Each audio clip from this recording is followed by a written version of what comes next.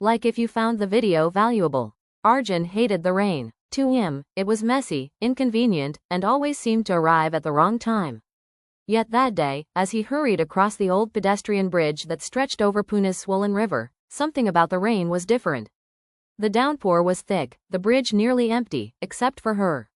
She stood at the center, leaning against the rusted railing, her umbrella tilted in the wind but her face calm, almost peaceful. Her red scarf fluttered, bright against the dull gray sky. Arjun would have walked past, head down, but something in her stillness made him pause. He wasn't sure why he spoke, it wasn't like him, but the words slipped out, strange place to enjoy the rain. The girl turned, smiling faintly. And yet you stopped too. He chuckled, scratching his neck. Only because my office is across this bridge. She tilted her umbrella and looked at him properly now.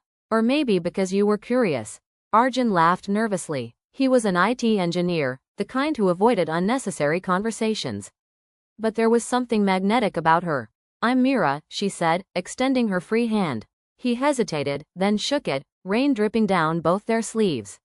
Arjun. What should have been a brief greeting turned into a long pause, the sound of rain filling the silence between them. Finally, she asked, do you always run from the rain? He smirked. I don't run. I just don't see the point of getting drenched. She tilted her head. Maybe the rain is not something to escape. Maybe it's something to feel. It was the kind of thing he'd normally dismiss as poetic nonsense. But standing there, with her scarf whipping in the wind and raindrops glinting in her hair, he didn't dismiss it. Instead, he stayed. Minutes slipped into half an hour. They spoke of little things. Her love for painting, his hidden hobby of cooking, her dreams of traveling, his fear of flying.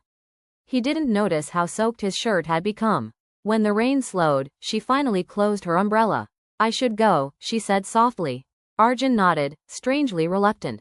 Will I see you again? Meera smiled as she stepped off the bridge. Only if you stop running from the rain. Over the next few weeks, Arjun found himself crossing that bridge more often than necessary. Some days Meera was there, sketching in a small notebook, or simply leaning over the railing watching the river. Other days, she wasn't.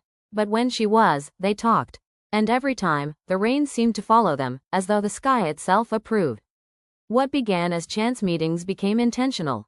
Coffee shops replaced the bridge, long walks replaced hurried conversations. Slowly, the boy who once hated rain found himself waiting for it. Because with the rain, came Meera. One evening, as monsoon clouds gathered again, Arjun found himself standing on the same bridge where it all began. Meera arrived, scarf flowing, carrying her sketchbook. He took a deep breath, rain starting to fall around them. You were right, he said. She looked up, puzzled. About what? The rain, it's not something to escape. It's something to feel. And before either could say more, he leaned in and kissed her, soft, fleeting, but enough to make the whole world blur around them. The rain, once an annoyance, now felt like music. Cloud with rain to Arjun, that bridge would never again just be steel and stone. It was where rain turned into love, where silence became conversation, and where two strangers learned that sometimes the things you run from are exactly what you need to find.